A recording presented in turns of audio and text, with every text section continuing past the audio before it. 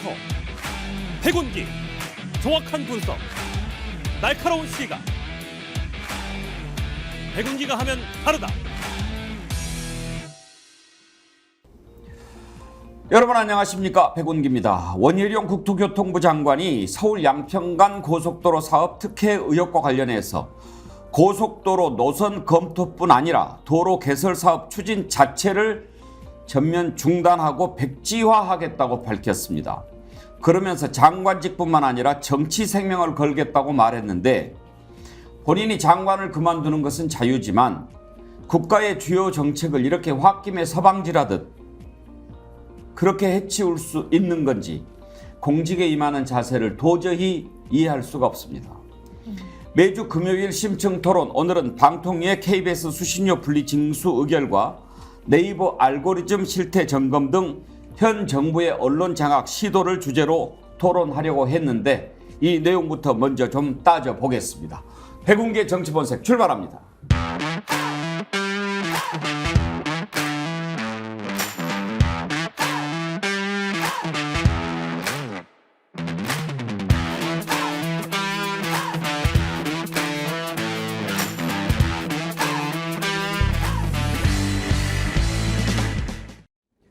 오늘 토론 함께 하실 네 분 패널 소개하겠습니다. 최수영 메시지 컨설턴트, 안진걸 민생경제연구소 소장, 장윤미 변호사, 정치면 본색리 이장, 정교한 스픽스 대표 함께합니다. 어서 오십시오. 안녕하세요. 이장님, 혹시 양평군 강상면 그 면장이나 이장님 좀 만나보셨나요? 지금 만나보려고 이제 준비하고 있고요. 네. 곧 안진걸 소장을 비롯한 좀 중립적 인사들을 모시고 실체적 진실이 무엇인지 현장으로 달려가서 이장 회의를 특별 소집한다, 이런 마음을 먹고 있습니다. 한번 이장들도 좀 만나봐가지고 제가 몇 가지 궁금한 게 있는데,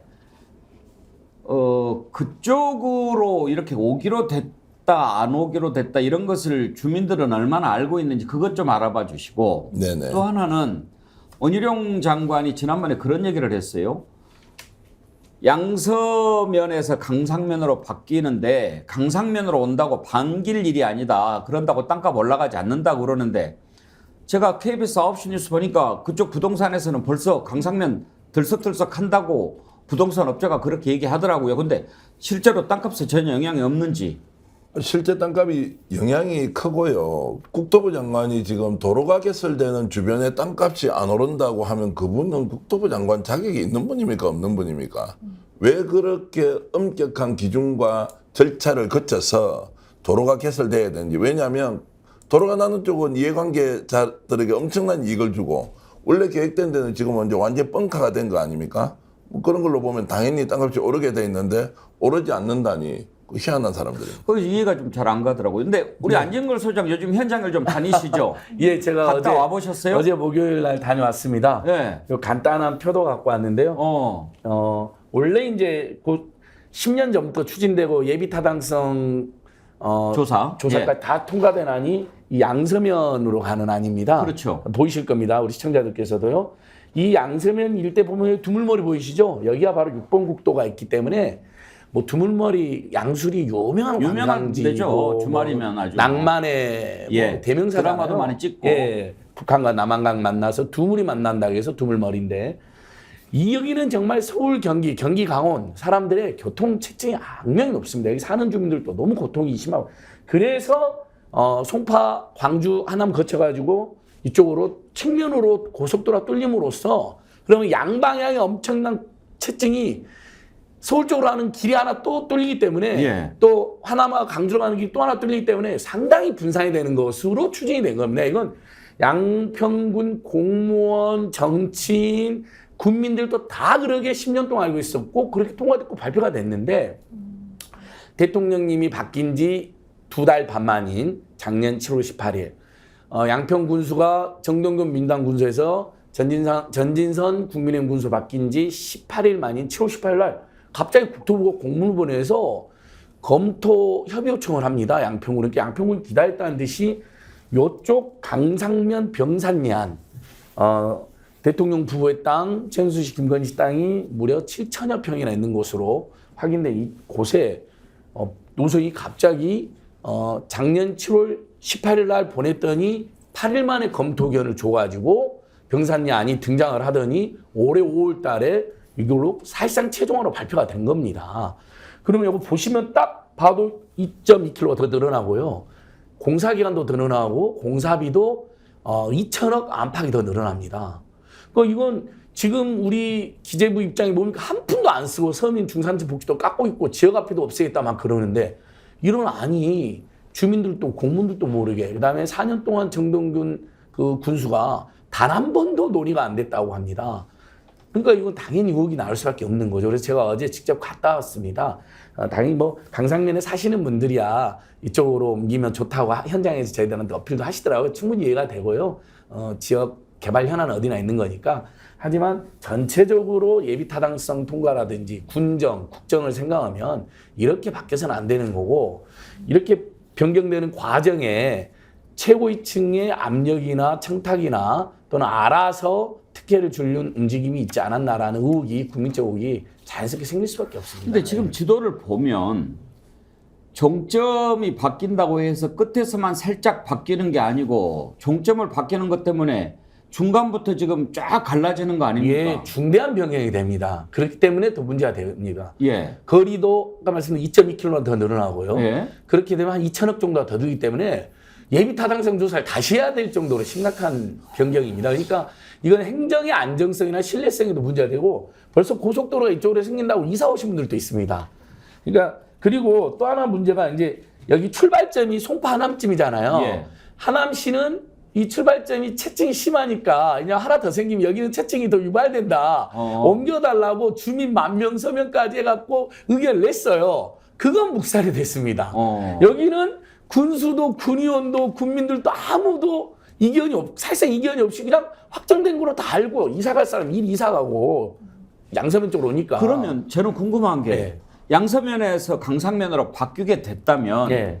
무엇 때문에 바꿨는지 그 이유는 뭐라고 설명을 합니까? 그 이유는 뭐 이쪽 안이 뭐 경제성이 더 좋다라는 설명이 아주 간략하게만 되어 있습니다. 설명이 자세히 안 되어 있습니다. 근데 원래 이 도로는 다시 한 번 말하면 이 두물머리하고 6번 국도 여기에 그것 때문에 전체를- 만들려고 하는 거잖아요. 예, 그건 예를 들면 경기도나 서울 수도권에 사는 사람은 우연이라도 들어봤을 법한 이야기고요. 그리고 주민이 이쪽에 35% 더 많이 삽니다. 강상보다요. 그러니까 여기로 만들어진 게 맞죠. 그러니까 아무 생각해도 여기에 7,000평의 땅을 가지고 있는 최은순, 김건희 일가를 의식한 결정이 아닌가라는 지적이나 의혹이 일 수밖에 없는데 원희룡 장관의 해명이 더 그런 의혹을 부채질하는 본인이 몰랐다는데 아니 여기에 대선 전에서 얼마나 심각한 공방이 있었습니까? 기사만 찾아보면 수천 건의 기사가 있어요. 양평군 일대에 강상면 일대에 공흥지구에 윤석열 대통령 처가 또는 윤석열 부부 땅이 있다는 건 재산 신고에도 나오고요. 대통령 후보 재산 목록에도 나옵니다. 그 참 상식적으로 그건 이해가 안 됩니다. 어떻게 그랬을까? 그래서 원희룡 장관도 허무맹랑하다라고 했는데 저도 허무맹랑하다고 생각합니다. 그런데 네. 워낙 허무맹랑한 일들이 지금 많이 일어나니까 국민들이 의심하고 있는 것 아닙니까? 그러면 그 부분에 대해서 사실은 이렇고 이렇다라고 밝히면 될 일이지 없던 일로 해 이렇게 해버릴 수 있는가? 먼저 장윤미 변호사 지금 이제 예비 타당성 조사를 했잖아요. 했죠. 기획재정부가 예비 타당성 조사를 한 고속도로 출발 종착지가 네. 실제로 뒤바뀐 사례가 지금까지 딱 2건밖에 맞습니다. 없었대요. 그것도 20년 전에 있었고 그 뒤로는 이런 일이 없었다는 거예요. 맞습니다. 지금 국민의힘에서 그랬죠. 이렇게 출발지와 종착지가 있는데 종착지 바뀌는 거 별일 아니다. 왜냐하면 아주 많다라는 취지로 해명을 했어요. 전혀 그렇지 않습니다. 20년에 딱 2건이 있었는데요. 그 건은 이해가 되는 바가 있습니다. 처음에 이 목포 광양 고속도로가 조금 종착지가 바뀐 부분이 있어요. 그거는 구간 자체가 줄었었거든요. 그러니까 여기에 대한 어떤 수반해가지고 바뀌었을 필요성이 명징하게 있었습니다. 다른 건에서도요. 일단 예타를 이미 통과했는데 함양 울산 고속도로도 바뀐 적이 있어요. 거기는 그 당시에 인근 지역에 다른 국도가 뚫리고 하면서 이해관계가 좀 맞물렸던 부분이 있고 그 인근 지역의 지자체의 여러 시민들이 여기에 대한 의견 개진을 대단히 적극적으로 했습니다. 이 건이랑 똑같다고 이야기할 수 없어요. 이 건은 국민들이 전혀 의견 개진을 한 바가 없다라고 얘기했잖아요. 더 어이가 없는 건요. 이걸 국토교통부 장관이 바로 원점화할 수 있는 사안인가? 그러면 종착지는 왜 바꾼 거야?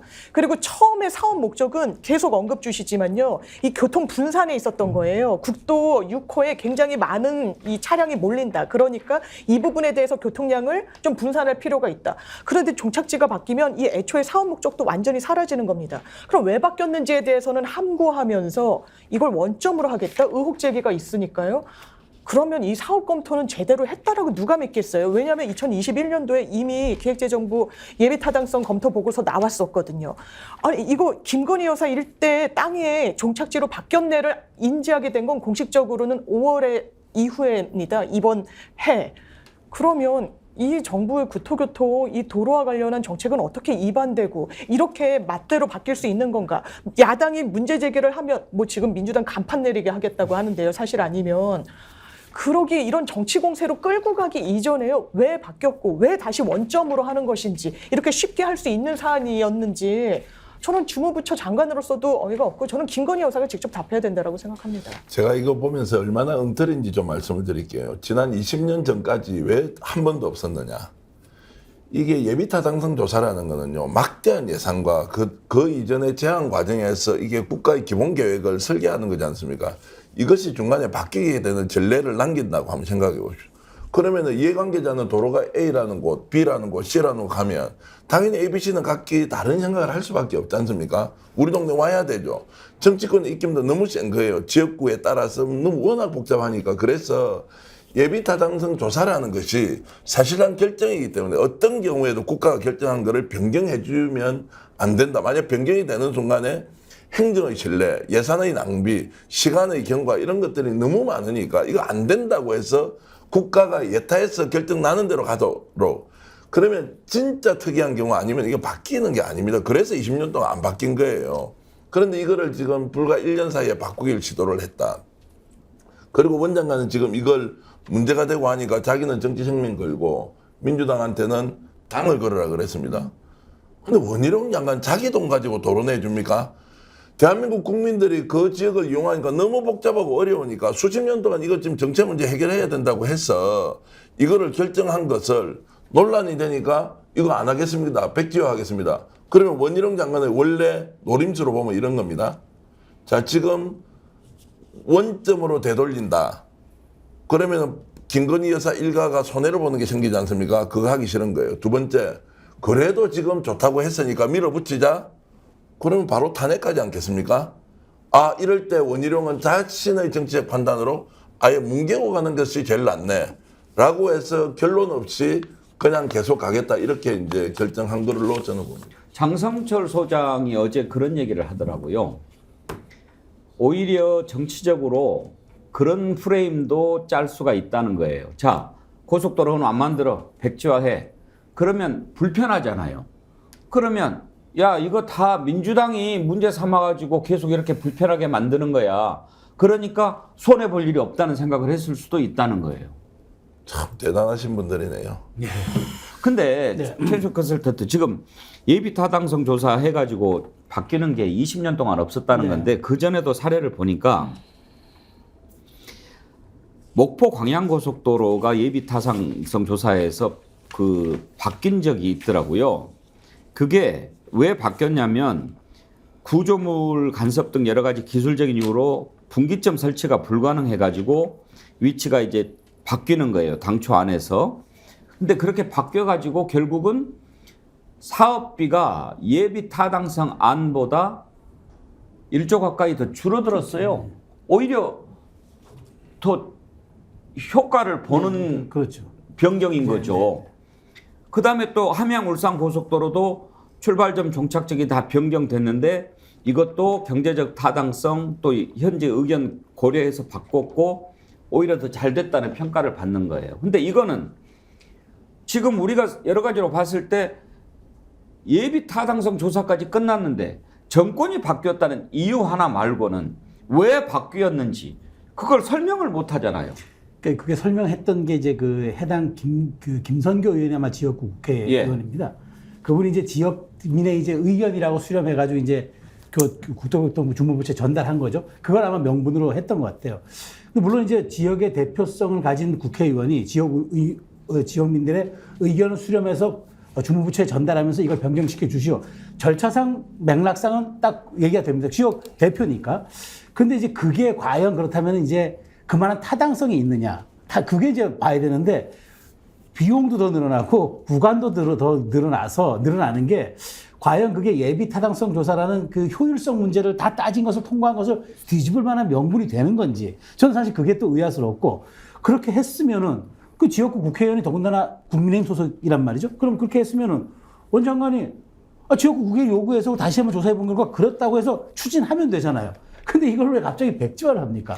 저는 그게 사실 좀 이해가 좀 안 되는 몇 가지 궁금한 점이 생기더라고요. 그러니까 순서는 그렇잖아요. 국회의원이 요청을 해서 네. 뭐 검토해서 바뀌고 그런데 지금 나오는 증언들을 보면 원희룡 장관이 전화를 했다는 증언이 나와요. 네. 그러면 그것도 완전히 달라지잖아요. 그렇죠. 얘기가 달라지는 그리고 지금 김건희 씨 일가 그 땅이 있다는 것 외에 또 다른 보도가 나왔는데 그 김건희 씨 관련된 사업체 그 뭐죠? ESIND. ESIND. 예, ES는 이제 최은순 씨의 이니셜로 보이고요. IND는 이제 Investment and Development로 추정이 됩니다. 그래서 그쪽 땅이 ESIND 또 더 있는 걸로 예, 나왔다면서요. 2,500평 정도가 그 일대 또 있습니다.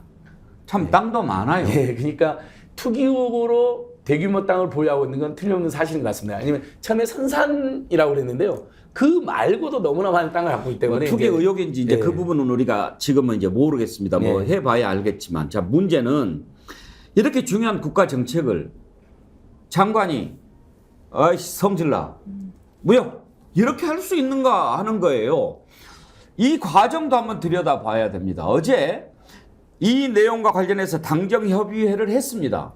그래서 당정협의회를 마치고 나서 원희룡 장관이 발표한 내용이 있습니다. 그 내용만 들어봐도 강력하게 대응하겠다. 그리고 강력한 방안을 내놓겠다였는데 그 뒤로 갑자기 무슨 일이 있었는지 몰라도 없던 일로 하겠다라고 하는 겁니다.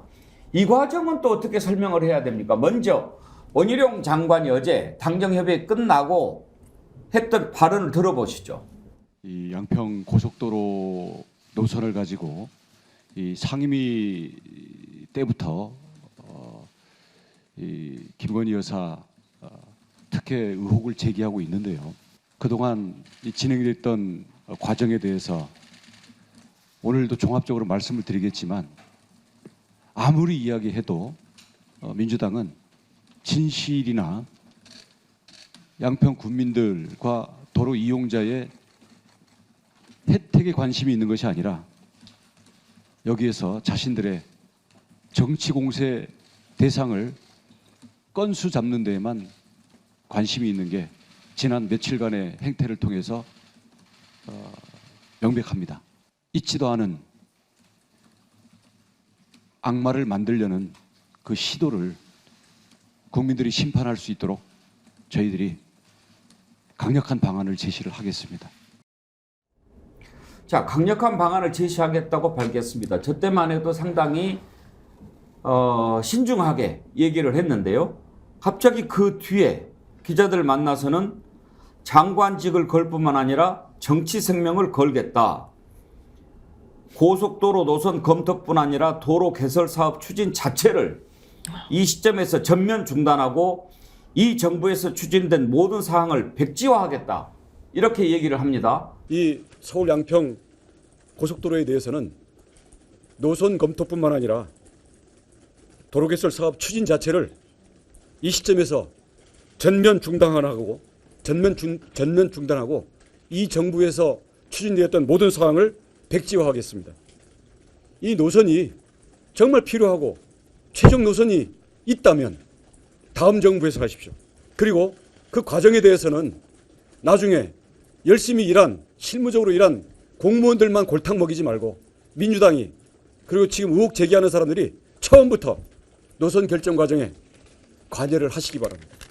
제가 김건희 여사 땅이 거기 있었다는 것을 이 사건이 불거지기 전에 조금이라도 인지하는 게 있었다고 한다면, 그리고 이 노선 결정 과정에 김선규 의원이 양평에 나들목 만들어 달라는 것을 상임위원회에서 검토해 보겠다고 한 그거 이외에 더 구체적으로 들어가서 노선에 대해서 관여를 한 사실이 있다면, 또는 이와 관련해서 권력층으로든 국회의원으로부터든 민간인으로부터든 누구나 이와 관련된 연락을 받거나 청탁이나 압력을 받은 사실이 있다면, 그리고 이에 대해서 우리 제2화의 사업 업무 관여자들에 대해서 구체적으로 보고를 받거나 지시를 받은 게 있다면, 저는 장관직을 걸 뿐만 아니라 정치 생명을 걸겠습니다. 자, 이장님. 네. 정치 생명 걸고 뭐 장관직 거는 거 좋은데,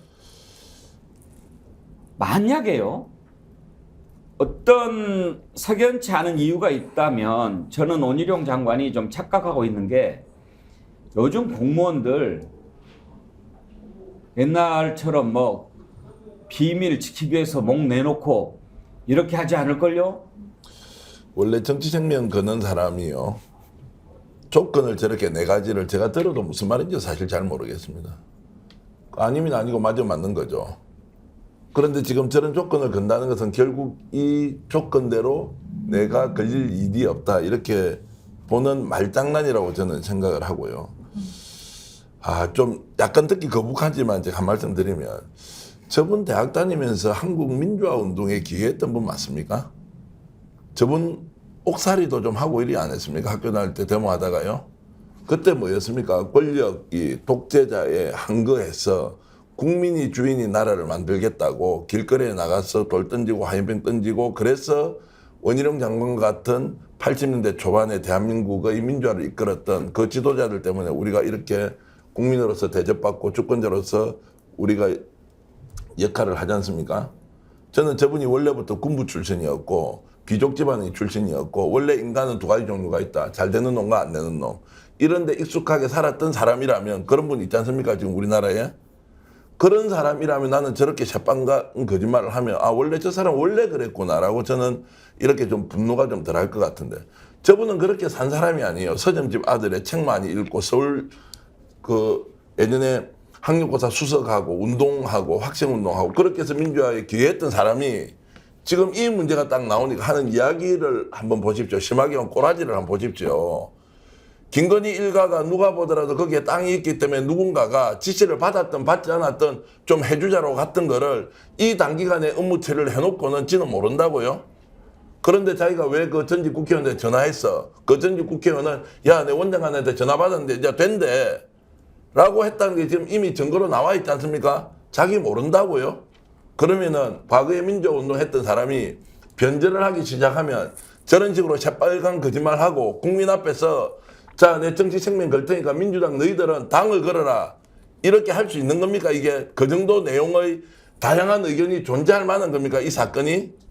너무합니다 진짜 원희룡 장관. 메시지 전문가가 듣기에 정치 생명 걸겠다라고 하면서 이렇게 저렇게 얘기하는 것 어떻게 해석하십니까? 좀 저 자신의 모든 것을 걸겠다고 하면서 이제 자기 결백을 입증하겠다는 건데, 조건을 보면은 이게 사실을 보면은 누군가 객관적으로 입증하기가 매우 어려운 조건들 4가지입니다. 그러니까 딱 누가 이걸 가지고 그러면 사실관계를 조사하기가 매우 어려운 지점들이 4가지가 있어서, 지금 저는 원장관이 굉장히 자기가 가짜 뉴스에 대응하겠다는 이 태도는 저는 좋게 볼 수 있는데, 그렇다고 해서 사실 저는 이건 굉장히 부정적이에요. 그래서 김의겸 의원 때부터 우리 사회가 뻑하면 한동훈 장관도 뭐 직을 걸고 뭘 다 걸겠다 하는데, 이게 무슨 투전판도 아니고, 저는 오히려 이런 부분들이 있다 그러면은 국토부 장관, 주무부처 장관답게 이 부분에 대해서 더 설득력 있게 노선 변경의 타당성을 설명하는 것과, 그로 인한 설득력으로 인해서 공사 소유기간은 조금 더 걸린다 하더라도 국민적인 설득하는 게 제가 우선이고, 이 본연의 임무와 목적은 그거 아닙니까? 국민 불편을 해소하기 위해서가 목적이었다면 거기에 방점이 맞춰져야지, 본인의 결백을 입증하라고 국토부 장관 준 건 아니지 않습니까? 그런 측면에서 저는 지금 4가지 조건을 걸은 게 타당성을 입증하기도 어려울 뿐더러 객관성 이것 가지고 조사하기도 힘들겠고, 이런 것들이 오히려 저는 정쟁화의 요소로 작용할 가능성이 매우 크다고 봅니다. 정쟁으로 몰고 가려고 하는 것 같은데, 장유미 변호사, 지금 뭐 본인이 장관직 정치 생명 거는데 지금 얘기한 조건 있잖아요. 네. 김 여사 땅이 그곳에 있다는 것을 사건 전에 조금이라도 인지한 게 있었다면 네. 뭐 더 구체적으로 노선에 관여한 사실이 예. 있었다면 뭐 이렇게 했다면 정치생명 걸 게 아니라 이건 범죄죠. 범죄고요. 수사받고 벌 받아야죠. 직권남용에 해당하는 거고 저는 이분이 본인을 주무부처 그것도 엄청 중요한 국토교통부 장관으로 본인의 정체성을 자리매김하고 있지 않구나. 차기 대선 주자로 내지 정치인으로. 왜냐하면 이 워딩도요. 이 정책이 어떻게 입안돼서 이런 부분과 관련해서 점검하겠다라는 게 아니고요. 장관이라면 당연히 그래야죠. 나는 몰랐다. 내가 알았다는 거 혹여라도 나오거나 하면 나 정치 생명 걸겠다. 본인 정치 생명을 걸 일이 아니죠. 이거는 주무부처 장관으로서 어떻게 이 사업을 완결시켜 나갈지를 책임을 져야죠. 그런데 내가 관여하지 않았다. 나는 몰랐다. 이분은 장관으로서의 저는 자격이 이 해명 내용을 보더라도 상당히 결격이라는 생각이 들고요. 대통령이 항상 이야기하죠. 이권 카르텔. 때려잡겠다라고 이야기합니다. 국민들 보기에는요. 이런 게 이권 카르텔입니다. 김건희 여사라는 권력과 이 지자체의 어떤 정책이 완전히 맞물려가지고 뭔가 석연치 않은 이유로 20년 만에 처음 다 변경이 되고 거기에 대해서 의혹 제기가 있으면 원점으로 돌리는 거 이런 거를 이권 카르텔이 아니면 뭐라고 얘기하겠습니까? 이거는 저는 수사도 당연하지만 개시가 돼야 된다라고 생각하고요. 동일한 잣대로라면 저는 검찰도 수사 속도 내가지고 왜 그런지 원인 진단해서 정확하게 이 부분 국민들께 설명하십시오. 안영걸 소장, 예. 고속도로를 왜 만듭니까? 다 국민들 편익을 위해서 맞습니다. 만드는 거 아닙니까? 그런데 의혹이 제기됐다고 없애, 안 해. 이렇게 예. 할 수 있나요? 그러니까 저도 예를 들면 본인이 이제 억울해가지고 그 다음에 뒤늦게 이렇게 이분의 해명이 지금 계속 오락가락해서 더 의혹을 키우는데요. 자, 늘공 탓을 했습니다. 그 보통 우리들끼리 사석에서 하지만 공적영에서 늘공오공이란 말을 공식적으로 잘 안 쓰잖아요. 그러니까 이제 원래부터 공무원 이제 들어오셨던 분들, 그다음에 이제 어쩌다 공무원, 이제 정무직, 별전직 공무원들 이야기하는 건데 늘공들이 정무적 감각 없어 추진한 것으로 늘공 탓을 했습니다. 그래서 오해 사니까 자기가 최종안도 아니고 다시 재검토해서 원점으로 되돌리겠다 뭐 이런 식의 취지에서 당연히 기존안으로 그냥 다시 발표하나 보다 또는 기존안의 일부 변경되는 정도만 생각했는데 지금 문제는 아예 기존안도 추진 안 하고 정권 바뀐 다음에 민주당이 하든 말든 마음대로 해라라고 선언을 해버렸습니다. 그러니까 배용구 앵커님의 분노가 충분히 해서 이런 경우는 글쎄 우리 임시정부 이래래 이렇게 이 일을 감정적으로 하고 막 백지화를 마음대로 해버린 일이 있었을까요? 그러니까 논란이 있는 안을 철회하는 경우는 종종 있었죠. 근데 기존안 10수년 동안 이야기에 대해서 예비타당성까지 다 통과됐고 준비를 했잖아요. 그러면 이 안을 준비한 데만 지금까지요. 제가 아까 그 군청 관계자들 또 어저께 만났는데 이미 거기에만 예산이 수십억이 넘게 들어가 있답니다. 그리고 이렇게 변경된 안을 추진할 때 또 공무원들이 동원이 됐고 조사를 또 했답니다. 거기에도 최소 10수억의 예산이 또 들어가 있답니다. 근데 이걸 다 백지화해버리고 이제 정부 바뀐 다음에 알아서 해라. 이것은 무책임해도 너무 무책임하고 이런 경우는 처음 본 것 같습니다. 왜 이렇게 국정을 운영하시는 거죠? 근데 이장님, 원희룡 장관이 개인 독자적으로 이거 백지화 결정할 수 있을까요? 없습니다. 2008년부터 추진을 했어요. 15년 동안 묵히고 국가 예산도 생각해야 되고 타당성 조사도 해야 되고 또 전략환경영향평가 해야 되고 주민 의견 수렴해서 이해관계 복잡한 거 조정해야 되고 그걸 결정을 했는데 자 걸렸습니다. 노선 바꾼다고. 그러니까 백지화 해버린다고요. 그 자격 국민이 장관에게 줬습니까? 저는 절대 동의할 수도 없고요. 원점으로 돌리든지 이게 맞으면 밀어붙이든지 이렇게 가야 되죠. 그렇게 안 할 수 있는 권한을 누가 원희룡 장관은 그때 줬습니다. 그래서 그리고 원희룡 장관님 설명 중에 또 잘못된 대표 설명이 하나 있는데 여기가 JCT라는 겁니다. 예. 그러니까 이제 호법 JCT 생각하시면 예. 됩니다. 밖으로 빠져나간 데는 없고 두 고속도로 만나는 지점이기 때문에 소만 커지고 공해만 있어서 땅값 절대 안 온다는 말을 너무 태연하게 갖고 양평 군 그 토백이들도 깜짝 놀리더라. 아니 너무 황당한. 왜냐하면 바로 옆에 남양평 IC가 있습니다. 중부 내륙고속도로. 그래서 이 JCT하고는 한 500m 거리고요. 김건희 여사, 윤석열 대통령 부부 땅이 있는데 여기 7,000평 있는 땅에서는 한 1km 거리라서요.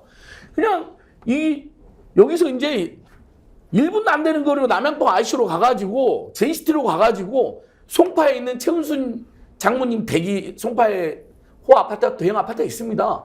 그러니까 30분으로 왔다 갔다 하게 된 거고 여기 일대 땅들은 뭐 개발 이익이나 시세 차익이 땅값이 오른 건 거기 있는 공인중개사들 다 이야기하는 내용인데 JCT니까 땅값 안 오른다. 가짜 뉴스다 이야기한 겁니다. 그게 가짜 뉴스인 거죠. 그게 가짜.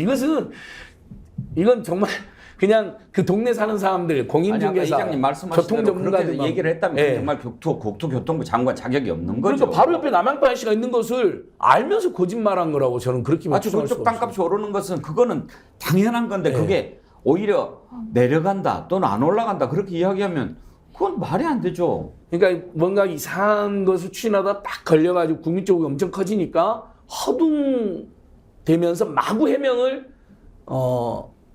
쏟아내다 보니까 실언과 막 잘못된 말들이 해명이 많이 나온 것 같습니다. 아무리 그렇다고 그걸 백지화를 시켜버려요? 그러니까 저도 그게 이해가 안 되는, 아까 시종이가 말씀드리는 게, 국가의 권력을 위임받은 사람이 그렇게 하루아침에 이부자리 접듯이 그렇게 훌러덩 정책을 바꿔버리면 국민이 그럼 앞으로 예비 타당성 통과한 모든 사업들이 또 이것도 뒤집힐 수 있겠구나라고 생각 안 하겠습니까? 그러니까 저는 뭐 장관이 예비 타당성 조사에는 상당한 기간과 예산이 들어가고 예비 타당성 조사가 끝나면은 다 그것이 이제 국가의 연속성으로 생각하고 우리가 거기다가 이제 권한을 부여한 건데, 아니 그걸 그렇게 정말 그렇게 하루아침에 뒤집어 버리면은 국가가 과연 국민으로부터 위임받은 권력이 맞는지, 또 하나는 그것에 대한 국민적 신뢰성을 가지고 갈 수 있을는지, 이 점도 생각해야죠. 아니 본인이 국토교통부 장관 몇 대 장관에 불과한 거지 평생 국토교통부 장관 한 건 아니지 않습니까? 아무리 생각해도 이해할 수가 없습니다. 자, 그런데 거기에 김건희 일가 땅이 있다라고 하는 것을 국민들이 어떻게 알 수 있습니까? 그리고 그쪽으로 종점이 바뀐다고 하는 것을 국민들이 어떻게 알 수 있습니까? 그건 다 언론이 있어서 알 수 있는 겁니다. 언론이 진실을 전하는 일을 하는 곳 아닙니까? 언론이 진실을 제대로 전하지 않는다면 국민들은 알 수 없고 그냥 당하게 되는 겁니다. 그런데 이제 이런 진실들을 전하면 나쁜 일을 하려고 하는 사람들은 불편하지요. 나쁜 짓을 못 해먹으니까요. 그리고 그냥 자기가 항상 듣기 좋은 말만 해주었으면 좋겠지요. 그런데 그게 됩니까? 그러면 잘해야죠. 우리나라 국회의원들을 향해서 이 새끼 저 새끼 하고 바이든이라고 얘기해놓고 그걸 또 보도했다고 그 방송사를 탄압하고 그 기자는 비행기도 안 태우고 막 이렇게 하지 않습니까? 그래서 비판을 하면 언론 환경이 불리하다고 하고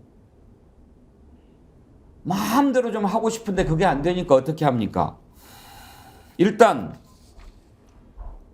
KBS 공영방송인데 적어도 지금까지 독재자들은 KBS 같은 것은 뭐 나라 거다, 국영방송이다 이렇게 좀 생각을 했던 측면이 있죠. 전두환 때부터.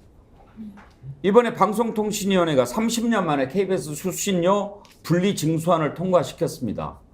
지금 KBS 수신료는 한전에 위탁을 해가지고 전기료와 함께 징수를 하고 있습니다.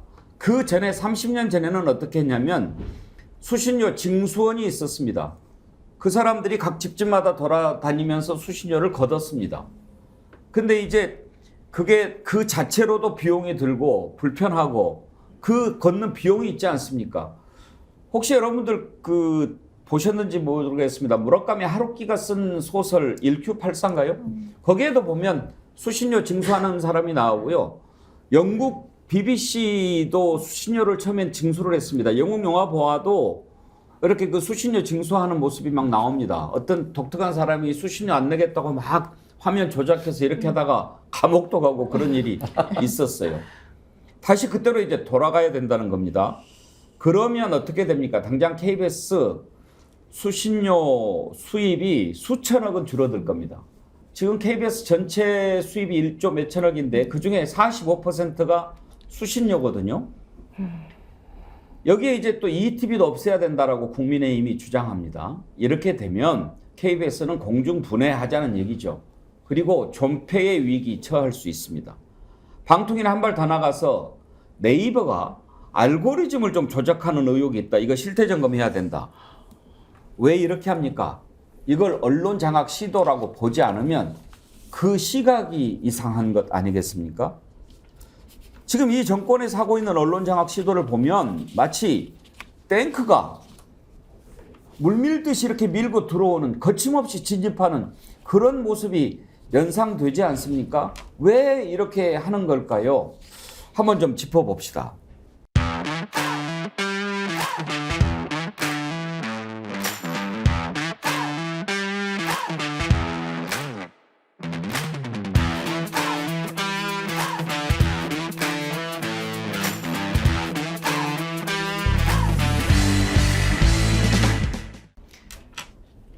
방송통신위원회가 그저께 수신료 분리징수안을 통과시켰는데 최수영 컨설턴트, 지금 방송통신위원회 구성이 전부 7명이죠. 네. 근데 2명이 지금 결혼이죠. 결혼입니다. 누구 지금 빠져 있는 겁니까? 지금 그러니까 전부 방송통신위원회가 전부 저는 5명으로 알고 있는데. 5명에서 2명이 지금 빠져 있는 거죠. 5명에서 2명이 빠져 5명에서 2명이 빠져 있어가지고 3명만 있는 거죠. 그렇죠, 그렇습니다. 그런데 3명 중에서 2명이 찬성해가지고 지금 의결된 거 아닙니까? 그렇죠. 그러니까 지금 2명 결혼이 누구냐면 이제 대통령 지명 몫에 방통위원이 하나 빠져 있고, 예. 지금 그 자리가 이동관 특보가 이동관 여러 간다는 하나에 거죠. 보도 나오고 있고, 최민희 의원은 민주당 몫으로 이미 임명이 됐는데 지명이 됐는데 대통령이 임명 안 하고 있는 거죠. 그래서 결원이 지금 발생하고 있는 거고요. 그러다 보니까 이제 국민의힘 지명 몫의 김효재 위원하고 그다음에 최근에 이제 4월 달인가 임명된 이상인 위원이 어제 3명이 이제 회의를 열은 거죠. 그저께 열어가지고 김현 의원이 민주당 몫이지만 참석을 하니까 일단 과반이 성립이 된 겁니다. 그래서 표결에 들어가니까 김현 의원은 나는 반대하겠다 하면서 퇴장을 해버리고 3명 중에 2명이 찬성을 하니까 시행령이 효력을 가지기 가까이 된 겁니다. 이제 이 남은 순서는 이제 이래가지고 차관회의하고 국무회의 의결을 거쳐서 대통령이 최종 승인하면은 바로 이게 시행이 되는데 약 한 달여 정도가 이제 소요될 걸로 보는데요.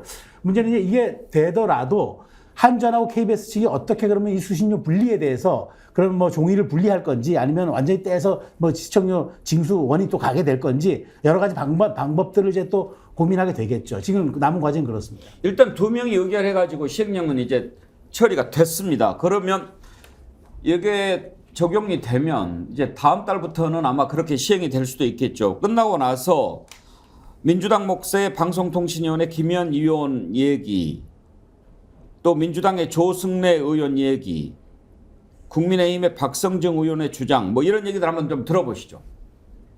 방통위는 첫 단추부터 잘못 끼웠습니다. 첫 단추를 잘못 끼면 바로 고쳐야 되는데 그냥 가고 있습니다. 그래서 이상한 모양새의 옷을 입고 오늘 의결을 한 것입니다.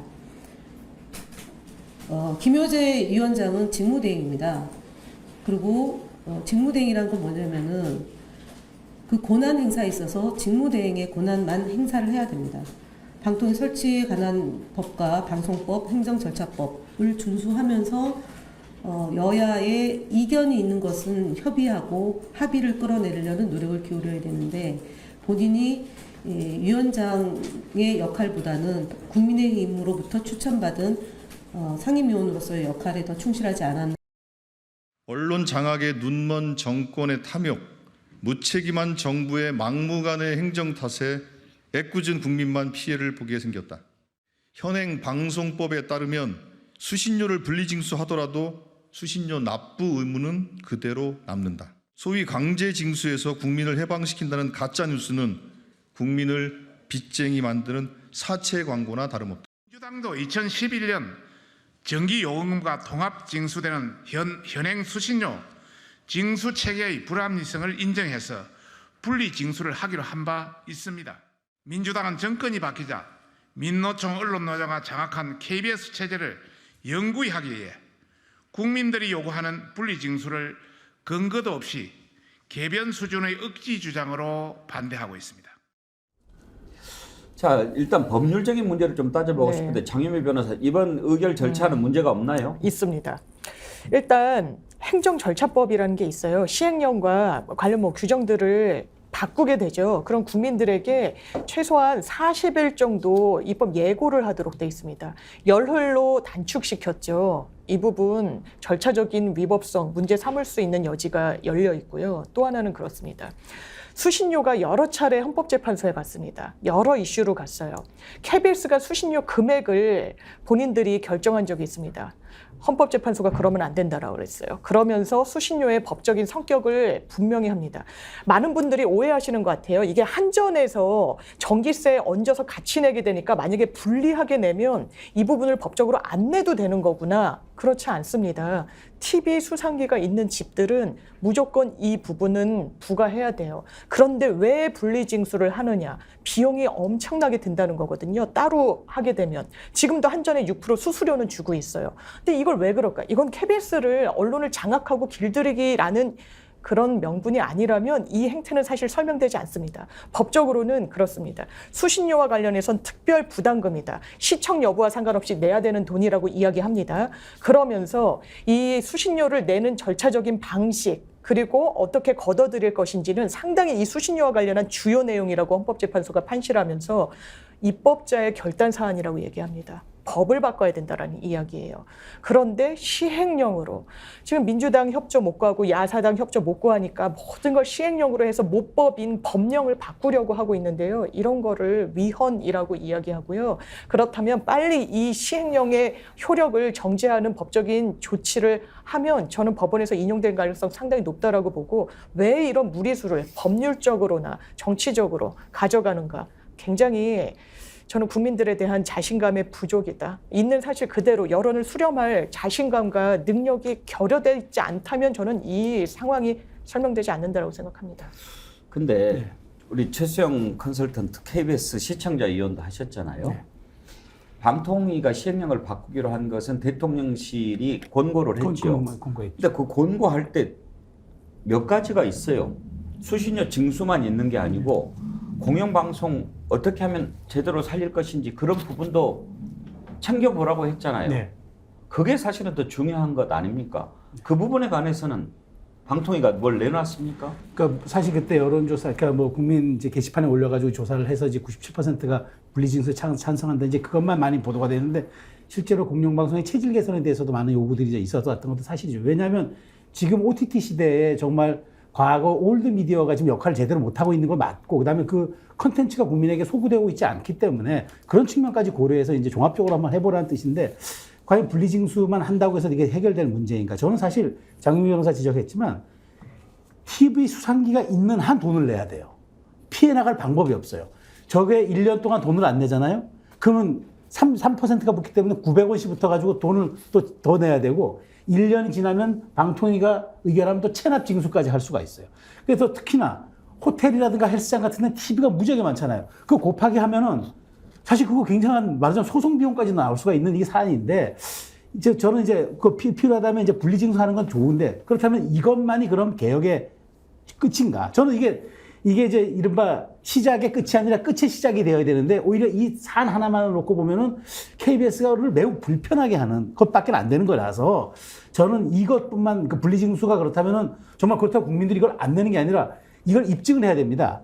TV 수상기가 우리 집에 없다는 것을 입증하려면 KBS를 불러야 되고, 아파트 관리사무소에 또 허가를 받아야 돼. 이거 사실 이게 불편해졌는데, 이것뿐만 아니라 저는 사실 종합적으로 KBS가 그럼 새로운 뉴미디어 질서에 걸맞게 어떻게 환골탈퇴할 수 있냐, 이 부분도 같이 들여다봐야 되는데 너무 한 부분만 본 것 같아요. KBS를 불편하게 하셨다고 표현하셨는데 점잖게 이건 KBS 목을 조이는 거죠. 목줄을. 지금 KBS가요, 작년 총 수입이 1조 5,305억인데 수신료가 그 가운데 6,934억이에요. 비중이 45.3%. 이걸 당장에 한전 통합 징수를 못하게 하면 절반 이상 줄어들 겁니다. 거의 제로에 수렴할 수도 있어요. 안익걸 소장, 예. 왜 이렇게 하는 겁니까?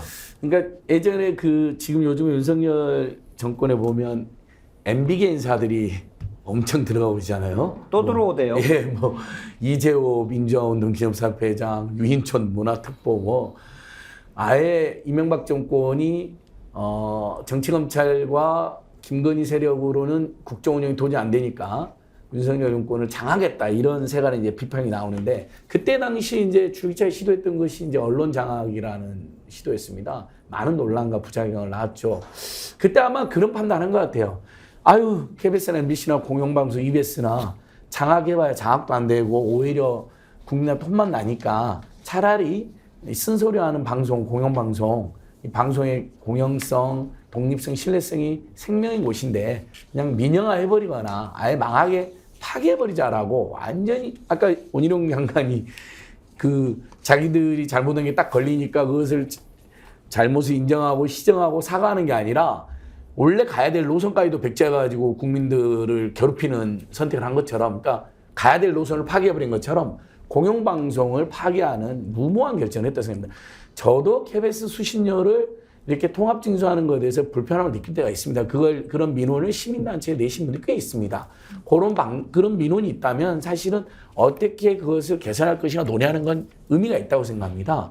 하지만 모든 언론이, 대다수 언론이 선정적으로 치닫고 이윤으로 치닫는 이 와중에도 다른 나라 없고 대한민국에도 그래도 KBS나 MBC 같은 공영방송 최소 2-3개는 남아가지고 정말 언론의 본연의 기능을 다하면서 국민 여론, 건강한 국민 여론 형성, 그다음에 국민들에게 좋은 정보를 전달하는 그런 공적 방송 2-3개는 있어야 되는 거 아닙니까? 그 비판이 그렇게 거슬린다고 아예 공영방송 자체를 파괴해버리는 것은 역사에 큰 죄를 지는 거라고 생각합니다. 이장님, 원희룡 씨과 좀 닮아있지 않습니까? 저는 이제 예를 들면 이렇습니다. 정치 잘하면 되잖아요. 언론 때문에 못하는 정치를 언론이 잘 써줘야 됩니까? 아니면 정치를 잘하고 있는데 언론이 억한 심정이 있어서 저 새끼 안 되겠어 죽여 이렇게 할 수 있습니까? 언론이 그 내부의 언론이라는 곳의 내부 통제 체계라는 게 있는데 그게 가능합니까? 그러면 지금 우리가 국정 운영을 하는데 뭘 잘하는지 뭘 잘못하든지 이렇게 보는 게 저는 생각이 있는 사람들이 기본적으로 이 문제를 접근하는 출발 지점은 그렇게 돼야 된다고 봅니다. 잘하면 되잖아요. 자, 2번째, 젊은 사람들 좀 진보적으로 사는 게 국가 발전에 도움 안 됩니까? 경영진은 좀 더 보수적으로 안정적으로 좀 끌고 가겠다고 하는 또 어른들이 있는 것도 우리 국가의 중요한 특징이지 않습니까?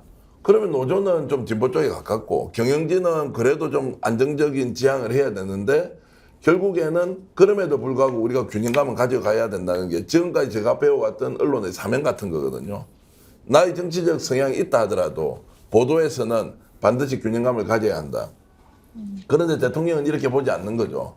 원래 너희들은 생각할 때부터 좌파였으니까 좌파는 잡아야 되고 좌파는 못 잡으면 없애야 되고 없앨 수 없으면 어떤 식으로든지 탄압을 해서라도 유리하게 끌고 가야 한다. 자, 이것은 정치에 대한 이해, 언론에 대한 이해, 국민에 대한 이해, 여론에 대한 이해도 없는 행위다. 그렇게 무리하게 지금 밀고 나가는 최종의 정말 출구는 우리가 상상하지 못하는 엄청난 재앙으로 본인들에게 돌아갈 것이라고 저는 생각합니다. 그리고 지금 이번에도 역시 시행령인데요. 장윤규 변호사님. 이렇게 시행령으로 계속 한다면 법 위에 법이 돼버리는 게 아닌가 그런 생각이 들지 그렇습니다. 않습니까? 왜냐하면요. 법률이라는 건 국민의 선택을 받은 입법권자들, 국회의원들이 본회의와 그 전에는 상임위의 의결 절차를 거쳐서 굉장히 신중하게 수기하면서 절차적인 어떤 점검을 다 해가면서 통과되는 거예요. 그래서 모법이라고 하는 겁니다. 밑에 시행령, 시행규칙은요. 시행령은 대통령령이잖아요. 시행규칙은 정부 부처에서 모법에 위반되지 않는 한 만드는 겁니다. 모법에 위배돼서 만드는 게 번번이 위헌이라고 판단을 받는 거예요. 그런데 이 정부는 법과 공정, 원칙 이야기를 하면서요. 하는 행동은 전혀 그렇지가 않습니다. 법률가들이 봤을 때 그런 거예요. 최근에도 전직 대법관이 검찰 간부들에게 검사가 1차적인 수사하는데 그치면은 이거 나라가 제대로 되지 않는다라고 강의했다라고 하는데요. 정부가 이렇게 법의 근간을 훼손하기 시작하면요. 원칙이 정립되지 않습니다. 보수 정권이 섰으면 대법원에 대해서도 예우하고 상권분의 원칙을 이게 왜냐하면 민주주의의 근간이자 토대이자 완전히 기초니까요. 아니 지금 약간 옆길로 세자면 대법원에서 이 일본 전범기업 배상해야 된다 그랬잖아요. 우리나라 민법에 제3자는 피해자, 채권자가 동의하지 않는 한 공탁이나 제3자 변제할 수 없도록 법이 정하고 있어요. 법무부가 막 공탁하고 법원의 태도에 법원이 왜냐하면 공탁을 안 받아줬거든요. 뭐 의아하다라는 반응을 보이는 게 저는 그게 너무나 의아합니다. 과연 모를까요? 모르지 않습니다. 기초거든요. 저는 국민을 호도하고 있다고 생각해요. 국민들께 진실과 원칙을 보여주고 있지 않다고 생각합니다. KBS 문제 마찬가지입니다. 시행령도 고쳐서 상위법을 뒤집어 엎을 것 같으면요. 국회도 해산해도 되는 거죠. 이 논의를 확장한다면요. 법을 그렇게 외치더니 법은 법대로 하는지 정말 궁금하고, 공정과 상식 그렇게 외쳤는데 지금 공정하고 상식적이라고 국민들이 생각하는 건지 정말 답답합니다. 자, KBS 제가 이제 지금 KBS 공영 이제 방송 수신료 증승 문제와 관련해서 이 지금 문제 제기한 사람들이 얼마나 탐욕스러운지에 대해서 예를 하나 들어드리겠습니다. 지금까지 ETV 민영화 문제를 공식 석상에 올려놓고 논의한 적이 없어요. 그러니까 ETV 민영화를 지키겠다, ETV를 없애겠다는 건 민영화거든요. 그 발상이 어디서 나왔느냐? 공영방송이 아니기 때문에 그렇다가 아니고요. 누군가에게 이게 그러니까 팔아먹을 때가 있는 거예요. 살 자본이 있는 거예요. 이게 뭔가 은밀하게 지금 움직이고 있는 거예요. 이거 싸움 잘 되고 나면 수신료 분리 징수해놓고 KBS 돈 없으니까 KBS ETV 팔아가지고 그 돈 가지고 써라. 이게 좀 보이지 않습니까? 이 얼마나 탐욕스럽고 얼마나 의도가 그러니까 불손하고, 그리고 KBS가 지금까지 국민의 방송으로 하지 못했던 것은 엄청난 비판을 받았지만 그럼에도 불구하고 공영방송의 기능을 가져가야 된다는 국민의 열망을 최소한 전제하고 있다면 ETV도 문 닫는다 이 말을, 그 말이 정말 국민들이 단 한 번도 생각하지 못한 안을 제안하지 않습니까? 그 말은 그 이면에 팔아먹을 때가 있다는 거고 살 놈이 있다는 거고, 그래서 방송도 국가 방송도 팔아먹자, 이게 이 사람들이 결정할 권한이 있습니까? 어림도 없는 이야기입니다. 만약 그렇게 하지 않습니까? 그 기업도 그렇고 이렇게 주도했던 사람 다음 정권 바뀌면 그냥 명략 관화합니다. 다 철장 가야 되죠. 어떻게 합니까? 정말 이런 거 저는 경고해놔야 된다고 봅니다.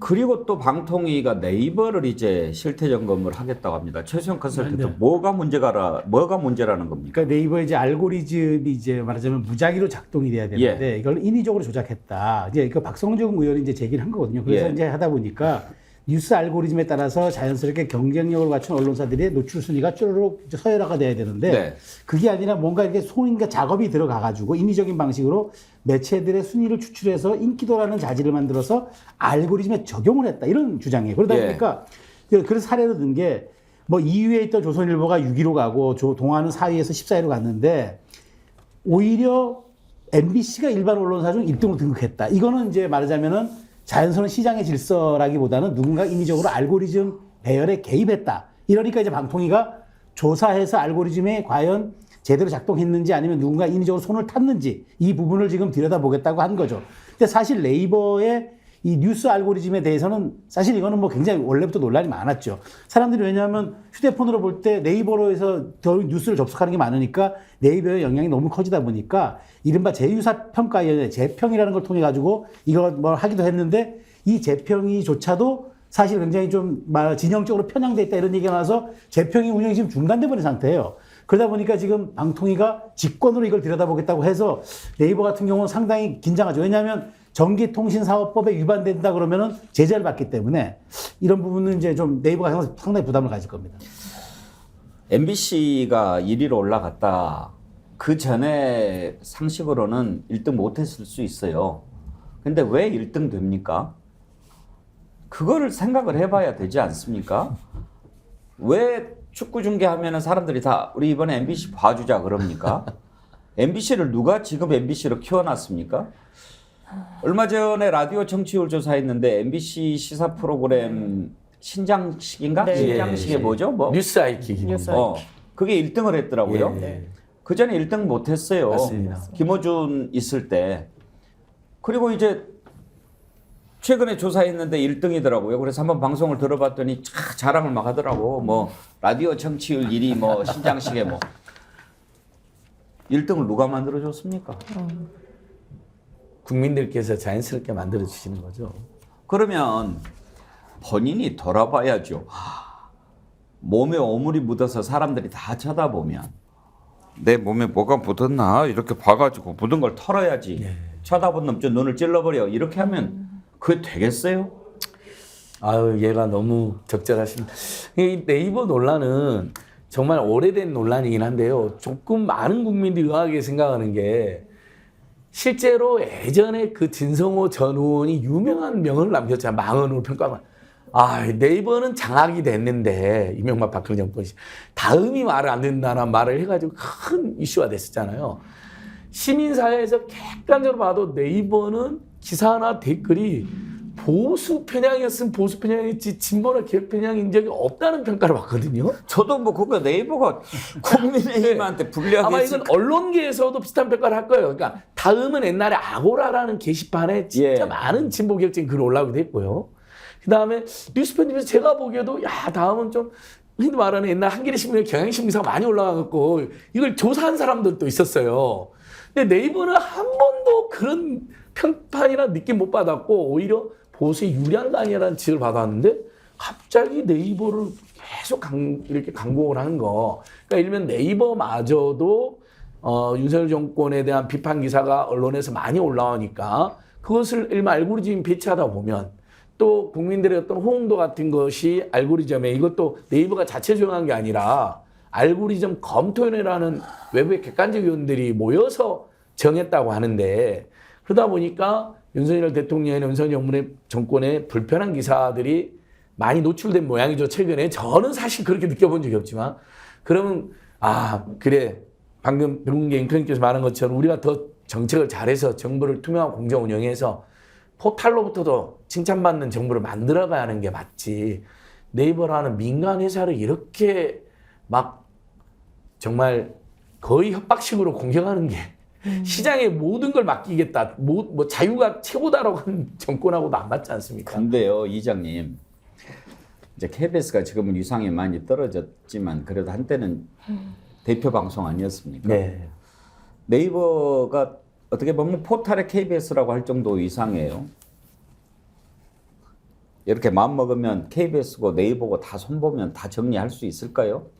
그렇게 시도하고 있지 않습니까? 또 거기에 움찔 논란 대기업 방송사는 이제 진행자 그리고 출연진 전면 교체 작업해서 보여주고 있지 않습니까?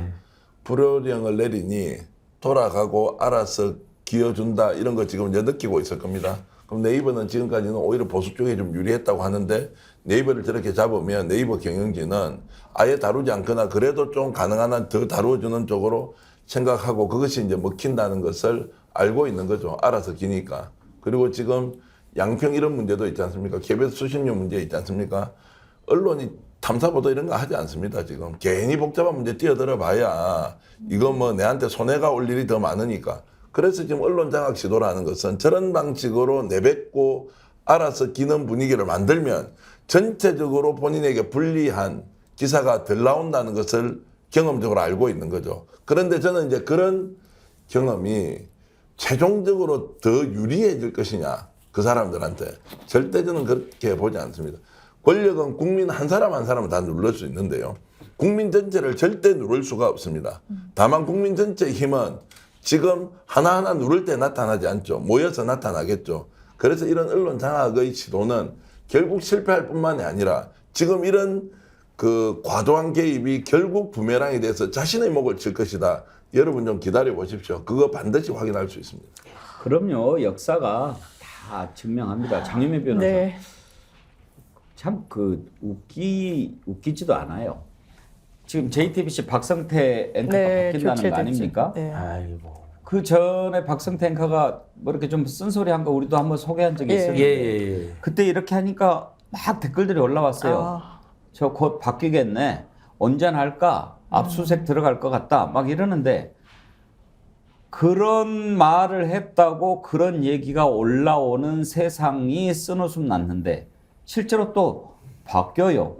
그걸 바꾸면서 또 뭐 다른 프로그램도 다 바꾸고 포장을 해요. 네. 이건 프로 개편 차원에서 한 거지 절대 그것 때문에 한 것은 아닙니다. 이건 국민을 바보 취급하는 거예요.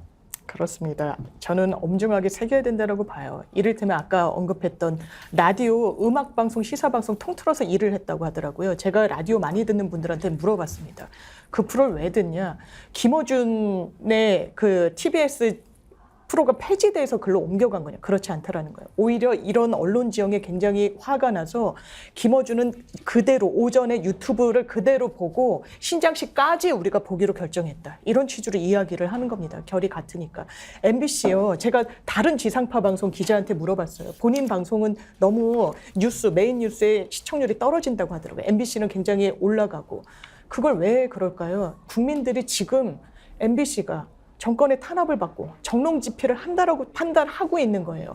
네이버 알고리즘을 때려잡겠다고요? 법적 근거가 없습니다. 제가 찾아봤더니요. 전기통신사업법 50조 금지 행위 이야기하는 건데요. 이건 시장에 무슨 질서를 교란하고 이런 경우에 전기통신사업자법을 규제하는 거예요. 알고리즘은 말 그대로 AI의 어떤 기술에 기반해가지고 뉴스 서비스가 상위에 노출되고 그게 구동된다는 거 아니겠습니까? 그렇게 자유를 강조하면서요. 대통령이 뭐 밀턴 프리드만 찾고 자유의 근본을 지켜나가겠다라고 하면서 이거야말로 반시장적이에요. 어떻게 언론의 이런 아주 자기적인 잣대를 들이댑니까? 그리고 그 잣대라는 것도요. 정권의 입맛에 맞으면 진실, 그렇지 않으면 가짜뉴스라고 낙인 찍고 있습니다. 이건 건강하지 않아요. 역사를, 민주주의를, 대한민국의 어떤 상황을 너무나 후퇴시키는 겁니다. 저는 역사가 이번 정부 이런 행태에 대해서 어떻게 평가할까요? 박수 칠까요? 전혀 그렇지 않을 겁니다. 이 부분 단순히 역사적인 평가를 넘어서 당장에 본인이 수사해서 알잖아요. 직권남용이 얼마나 포괄적으로 인정되는지 정말 엄중하게 국민의 목소리, 과거의 선례들 창조해야 된다고 생각합니다. 윤석열 대통령이 후보 시절에 했던 얘기가 생각이 나요. 겁이 없어요. 아주 겁대가리가 없어요. 5년이 뭐가 대단하다고 막 그러지 않았나요? 예. 최수영 컨설턴트 이 정부 들어서 가지고 인수위원회 계셨잖아요. 네. 그때 언론개혁 국정과제 같은 거 준비하셨을 거 아닙니까? 네, 했죠. 그거 중에 뭐 지금 하나라도 실현되는 거 있습니까? 뭐 없죠. 사실 이제 우리가 그때 했던 건 이제 새로운 뉴미디어 시장에 걸맞는 이제 우리 그러니까 미디어 환경 육성 이런 게 있었고, 그 뭐 우리가 공영방송 뭐 이런 문제에 대해서는 사실은 좀 시간을 두고 정하기로 했는데 어쨌든 저는 뭐 그것이 지금 뭐 점차적으로 언제 진행될지 모르겠으나 지금 약간 그 말하자면 가짜 뉴스에 대한 대응이 먼저 기조를 이루어가지고 그게 지금 방송통신개혁이라는 이제 이름으로 나가고 있는데 저는 그거보다도 지금 정말 이렇게 급변하는 미디어 환경에 종합적으로 대응하는 정부 의지라든가 방향성 이런 걸 지금 잡았는 게 더 우선 같은데 이게 지금 연동시킬 수 있는 방안은 좀 없을지 궁금합니다. 예, 정말 정의가 사라진 지난 1년 2달 아니었나 싶습니다. 상식이 무너진 지난 1년 2달. 이대로 있으면 나라가 망할 것 같다는 그런 걱정이 막 듭니다. 이장님. 네. 참, 왜 이렇게 하는가. 진실을 가리려고 하는 거지. 이게 진실을 더 널리 알리려고 하는 것 같아 보이지는 않잖아요. 한마디로 무자격자입니다. 정치를 할 자격이 없고 국정 운영할 자격이 없는 사람이다. 나라의 주인이 국민인데 국민은 말로만 그냥 이렇게 존중해주는 척하고 실제로는 국민이 없이 정말 본인의 사적 이익, 집단의 사적 이익 이런 데 이제 집중해 있는 것 같고요. 비유를 하자면 이렇습니다. 지금 우리 장유미 변호사 같은 경우에는 정말 건강하지 않다고 굉장히 이제 좋은 단어를 써서 격조 있게 표현하지 않습니까? 근데 환자가 고름이 이렇게 꽉 차여 있는 이런 상황에서 의사는 건강하지 않기 때문에 진단해서 제대로 하자 그러잖아요. 요즘 저는 안진걸 소장처럼 이런 고름 보면 우리 지혜로운 어른들 어땠습니까? 야 임마 눈 딱 감아 확 짜내야 돼요.